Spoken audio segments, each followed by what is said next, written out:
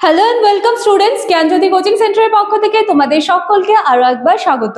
আজকে আমাদের আলোচনার বিষয় হচ্ছে সামাজিক পরিবর্তনের প্রভাব। এর আগের দিনে কিন্তু আমি সামাজিক পরিবর্তনের বৈশিষ্ট্য এবং এর সাথে সাথে সামাজিক পরিবর্তনের সংজ্ঞা কিন্তু কমপ্লিট করিয়েছি। যারা দেখোনি কাইন্ডলি আগের ভিডিওগুলো দেখে এসো।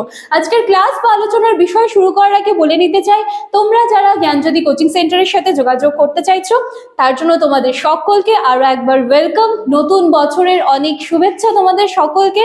অ্যাডমিশন প্রসেস কিন্তু আমাদের চলছে, তোমরা চাইলে কিন্তু একবার আমাদের সাথে যোগাযোগ করে দেখতে পারো।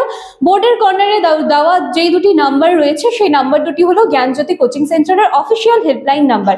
যে কোনো একটি নাম্বারে কিন্তু যোগাযোগ করে নিতে পারো। আমাদের এখানে নোটস পত্র থেকে শুরু করে যে অনলাইন যে পেইড ব্যাচে যে ক্লাসেসগুলো রয়েছে সমস্ত কিছুর কিন্তু সুবিধা রয়েছে।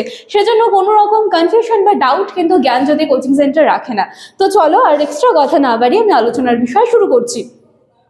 সামাজিক পরিবর্তনের প্রভাব। এর আগের দিনে যখন আমি সামাজিক পরিবর্তনের বৈশিষ্ট্যটা আলোচনা করছিলাম তখন সেখানে বলেছিলাম যে সেটা কিন্তু ঘটমান, ঠিক আছে।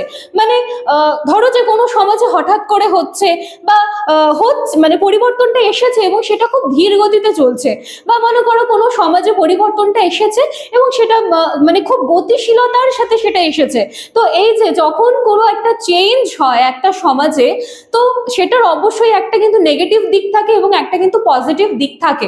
যেহেতু প্রভাবটা নিয়ে আজকে আমরা আলোচনা করব, সেজন্য দুটা দিকেই কিন্তু আমাদেরকে আলোচনা করতে হবে। সবার প্রথমে আমরা দেখব যে ইতিবাচক দিকগুলো কি রয়েছে এবং তারপরে নেতিবাচক দিকগুলো কি রয়েছে। আমি আশা করছি তোমরা ক্যামেরার উপাস থেকে কিন্তু পুরো দেখতে পাচ্ছ। আচ্ছা, সবার প্রথম পয়েন্ট রয়েছে শিক্ষার উন্নতি। দেখো, একটা সমাজ যখন পরিবর্তন হয় তাহলে অবশ্যই সেই সমাজের মধ্যে থাকা সমস্ত রীতি নীতি সংস্কৃতি এবং এর সাথে সাথে জড়িয়ে থাকা শিক্ষা পদ্ধতি নতুন প্রযুক্তি সমস্ত কিছুই কিন্তু একটা নতুন মাত্রা নিয়ে আসে। তাহলে অবশ্যই সমাজ পরিবর্তন হলে কিন্তু শিক্ষার ক্ষেত্রে যে উন্নতি সেটা অবশ্যই দেখতে পাওয়া যাবে। আচ্ছা, দ্বিতীয় পয়েন্ট হচ্ছে জীবনযাত্রার মান উন্নয়ন। জীবনযাত্রার মান উন্নয়ন কি সমাজের পরিবর্তন হচ্ছে।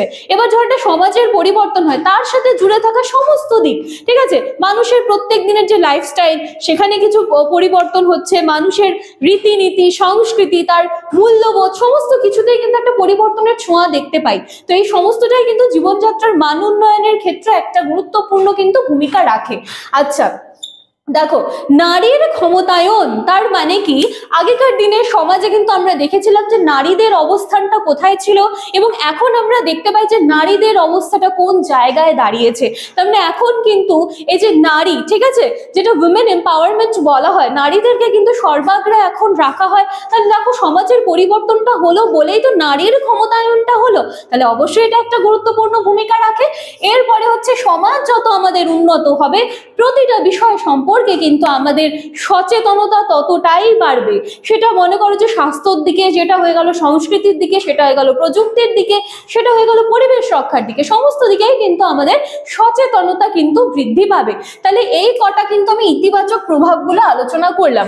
এবার দেখো, ভালো যদি দিক থাকে অবশ্যই কিন্তু তার একটা খারাপ দিক থাকবেই। তাহলে চলো খারাপ দিকগুলো এবার একটু দেখে নেওয়া যাক। সবার প্রথমে কি আছে, পরিবার ব্যবস্থা। মানে এটা মেইনলি হবে হচ্ছে পরিবার ব্যবস্থা ভেঙে পড়া। তো পরিবার ব্যবস্থা ভেঙে পড়া বলতে বোঝায় যে দেখো এখনকার দিনে কি হচ্ছে, মানে সমাজ যত উন্নত হচ্ছে বা সমাজ যত পরিবর্তন হচ্ছে, কি দেখা যাচ্ছে যে যেগুলো হচ্ছে যৌথ পরিবারগুলো ছিল সেগুলো কিন্তু আস্তে আস্তে এখন দেখা যাচ্ছে যে তারা সেপারেট হয়ে যাচ্ছে। তো এই ক্ষেত্রে কিন্তু পরিবার ভেঙে ফেলা একটা যে প্রবণতা, বা মনে করো সমাজ যত উন্নত হচ্ছে তত কাজের সূত্রে কিন্তু মানুষকে নিজের সেই যে একটা মানে ফ্যামিলি সেটা ছেড়ে কিন্তু অন্যত্রেও যেতে হচ্ছে, ঠিক আছে। তো এই সূত্রে বলা যেতেই পারে যে পরিবার ব্যবস্থা ভেঙে পড়া। আচ্ছা, তারপরে রয়েছে সংস্কৃতির ক্ষতি। এখানে কি বলা হচ্ছে যে সমাজ যখন উন্নত হচ্ছে অনেক সময় কি এখনই আমরা দেখি যে কিছু বিদেশি কালচার কিন্তু আমরা ধরে রেখেছি, ঠিক আছে।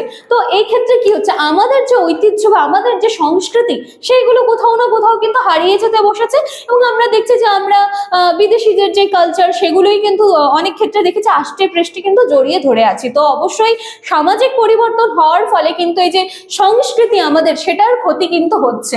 ঠিক আছে, আচ্ছা এরপরে হচ্ছে অপরাধ বৃদ্ধি। এখানে কি বলা হচ্ছে, দ্রুত সমাজ পরিবর্তনের সাথে সাথে কিন্তু যেমন সচেতনতা বৃদ্ধি পাচ্ছে, সাথে সাথে কিন্তু অপরাধটাও বৃদ্ধি পাচ্ছে।